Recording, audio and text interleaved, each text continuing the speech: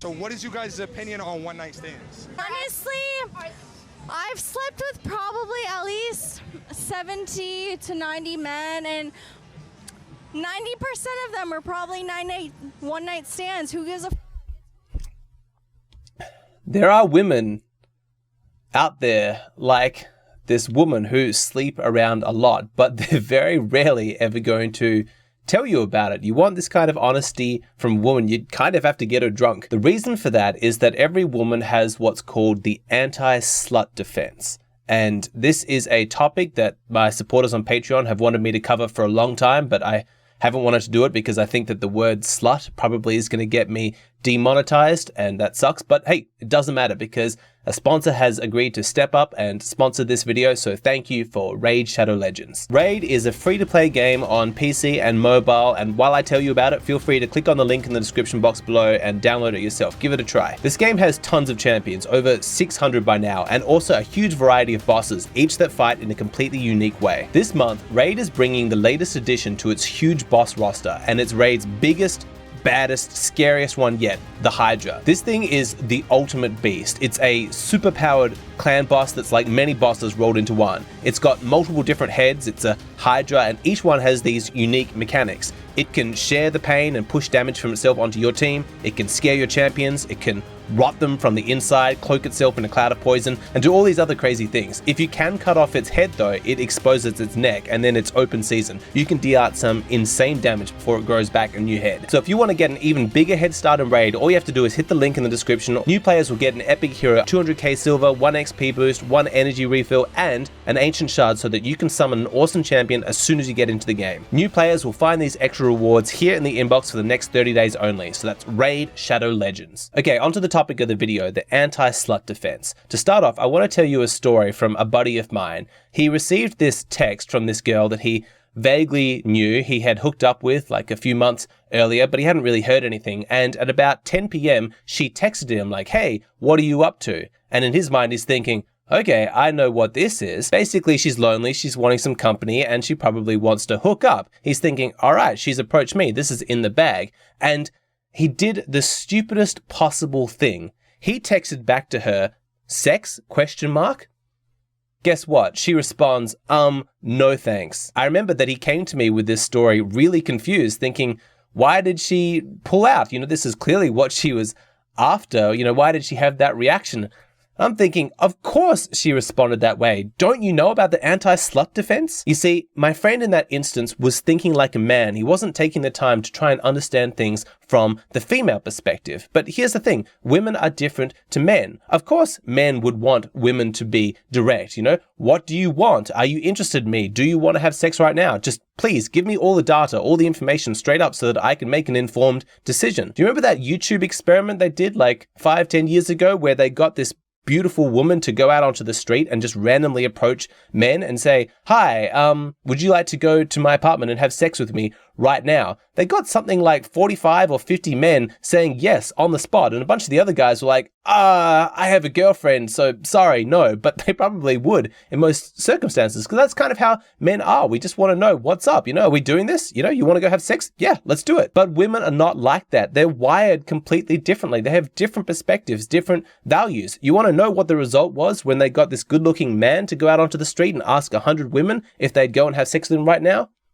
0. No women said yes. So what does this mean? Does this mean that only men are interested in sex? No, of course not. Women love sex, but women are extremely reluctant to admit it publicly. They don't want to think of themselves as easy or the kind of people that would have one-night stands or casual hookups. They don't want to be perceived as a slut. Even if they're acting slutty, they don't want that perception. That's why I showed you that clip at the beginning of this video, because she was being honest, but that's pretty rare. It's because she's consumed alcohol, you know, her inhibitions are down. She's not scared about being judged because she's not in her normal state of mind. Ordinarily, women are extremely concerned to be perceived as being a slut. This is one of the reasons why the word slut has such widespread use as an insult. Sometimes men, of course, call women sluts, but that study on Twitter showed that it was actually women who use that word to shame each other and criticize each other far more often than men do. It hurts because women are very protective of their reputation. There's still these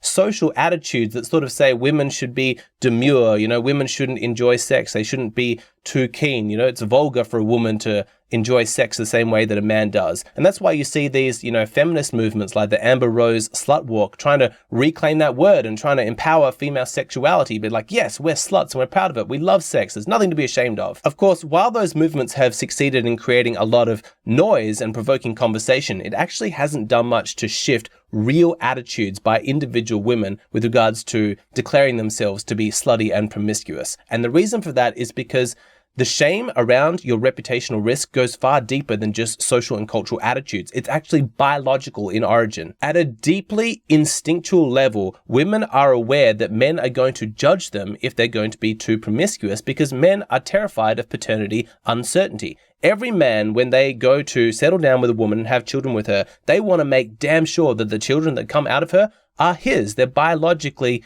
his. He is the father. But if a woman has been promiscuous and she's really easy and she has a reputation of being a slut, then every likelihood is that she's going to be able to cuckold him and that the children are not going to be his. And so a woman who is slutty and promiscuous is not appealing to most men. She's lower quality. And so women sensing that are extremely reluctant to have that label attached to themselves. Even if a woman absolutely loves sex and she loves hooking up with different guys, it's very rare for her to think of herself in that way. Most women have a self-perception of themselves as being good girls, chaste, like, oh, no, I am the kind of woman who would only sleep with a man who truly values me, and I like to have a commitment first, even if her behavior and her history does not match up with that image. This is why my friend blew it, because he was too direct, because even if she was reaching out to him because, unconsciously at an emotional level, she was looking for a hookup, she doesn't cognitively want to think of herself as the kind of person who has one-night stands, who has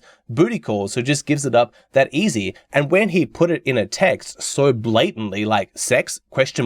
And she's confronted with the reality of what she's done, it leaves her no plausible deniability. And so obviously she's like, no, like, I'm not that kind of girl. How can you think that of me? It's frustrating from the man's perspective. Like, why can't we just be honest? But when you understand the female value system, her reaction makes total sense. What he needed to do was just text back like, sure, come round and we'll watch a movie or we'll have some coffee or something like that, Obviously, they both know what's going to go down, but she needs that plausible deniability. She can't have the cognitive awareness of what she's walking into. From her perspective, it needs to be something that just spontaneously happens, like, oh my God, like, how did this occur? How did my value system and the way that I always do things suddenly get thrown out the window? Nobody could have possibly seen this coming. It's really important after the deed is done that she doesn't think of herself as easy, as slutty. She needs to think of herself with the same positive self-image that she's always had as the kind of woman who doesn't do that sort of thing, even if she's just done that sort of thing. The truth is that as a man, you don't even need to put in a huge amount of effort at creating this mystery and this story, because she's going to have such a strong bias towards believing that this was just some unknowable event that mysteriously happened, that all you need to do is basically not make it blatant and her mind will do the rest. That hamster wheel of rationalization will start spinning. You've got to understand that even for women who are promiscuous and having one-night stands on a regular basis, they don't necessarily think of themselves as the kind of women who do that. Even if they're going out to clubs all the time, they're not necessarily planning their night like, cool, I'm going to find some guy and then go to his house and then I'm going to sleep with him. Even if it's happened, for the past 10 weekends in a row, in her mind, she might not think of herself as someone who does that.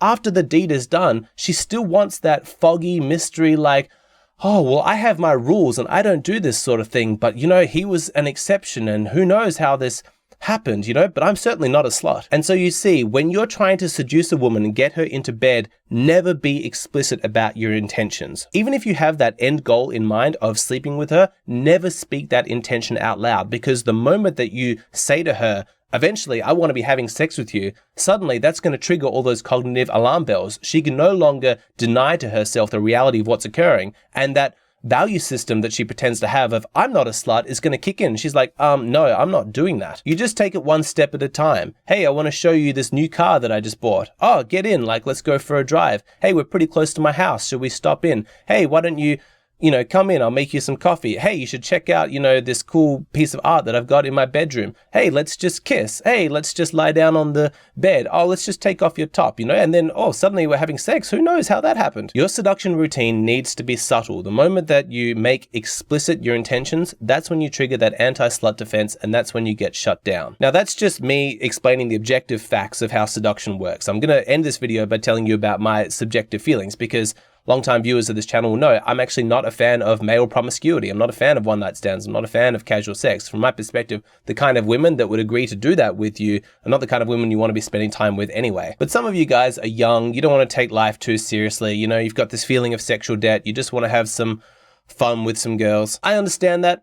I think you want to be careful with it. I recommend watching my video, This is the True Cost of Sleeping Around. I'll put a link to that down below just so that you're aware of the dangers of that kind of lifestyle. But, you know, you make your own informed decision. What I will say, though, is that I think that there is a danger in taking this a little bit too far. Like the old school PUA kind of advice was like, you know, never mention sex, never kind of bring it up. But in this day and age, like in 2022, I actually don't think that that's safe. You know, you don't want to be the victim of any kind of like false, you know, allegations of rape or sexual assault. I think that it probably is important, at least in the final stages, to actually ask like, hey, is it okay if we do this? Are you comfortable right now? You know, you need to make sure that the two of you are on the same page, because the damage to your life if you misjudge the situation and it's not what she wants, or she has regrets later and her story changes, are so devastating that even if it's potentially going to undermine your chances of success at what your goal is, you just need to take that L, because you know, the danger of it going badly is just too big. And ultimately, I do think that it's important that you're respectful of the woman. Yes, she's a consenting adult. She can make her own decisions, but let's not be blind to the reality that some women are going to say yes because they feel like they need to please the man, or they feel like they can't say no. And so I do think it's a respectful thing at some point to be just checking in. Hey, you're all good, you're all comfortable, we don't have to keep doing this, you know. It's not exactly sexy, I get that, but if this is a one-night stand, it's a stranger, it's a woman you don't know very well, you're better off not taking, you know, massive risks here. But don't be surprised if the morning after she says things like, whoa, that was so crazy, and I didn't expect that to happen, and oh, I can't believe I ended up here. And in the back of your mind, you're probably thinking, are you serious? Like, everything we were doing was obviously leading to this point. My advice to you is probably just, you know, smile and nod and go along with what she says, because she's got a story running, you know, and it's preventing her from thinking of herself as someone who's slutty or promiscuous. Let her have it. I gotta say, I feel kind of dirty giving that advice, because my true feelings are just don't get involved in hookup culture and one-night stands, but yeah. The topic of my latest Patreon video is a really interesting one. It's a story of a man whose wife told him that she was going to go back to work after she had children, but then the timeline kept getting shifted, and now she's not contributing financially at all, and he's really struggling. And it's an interesting exploration to the degree she's being inconsistent or even a little bit duplicitous, or if this is just the female value system. Anyway, in this video, I give lots of advice for, as a man, what to expect after your wife has children with regards to finances and responsibilities. Very interesting topic. If you want to see that, then please go and sign up on my Patreon. It's just a $5 a month subscription. You get instant access to that video, plus every other video in my back catalog. Must be at least 200 videos at this point. Great community. It's a great way to support the creator. I'd love to see you over there so that you can be a part of it.